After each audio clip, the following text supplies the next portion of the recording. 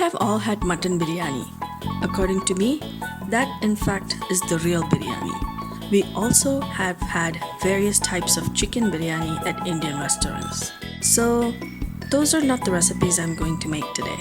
Hello and welcome to J&J's Food Basket. What's the fun in doing the usual?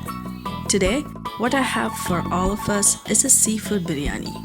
Yes, we all love seafood risotto. It has rice and it has seafood.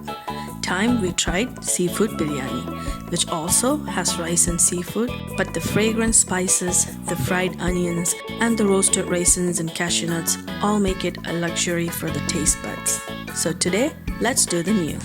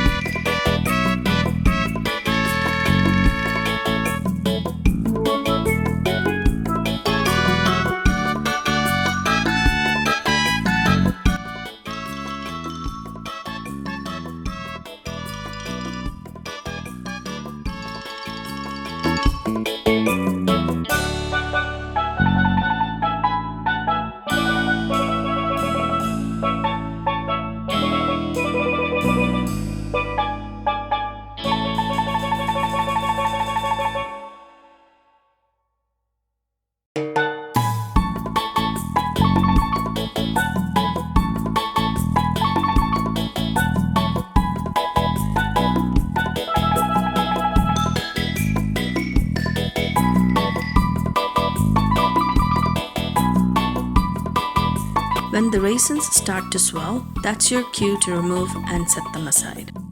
I am frying the onions, which is not the same as caramelizing them. These are called barista or biryanis in Urdu. Another quick video for you with a unique and easy recipe which has taken you step by step to making a tasty meal, the seafood biryani. Who said you can't cook? Just follow along with my videos and make fresh, warm delicacies at home with ingredients available in your own kitchen.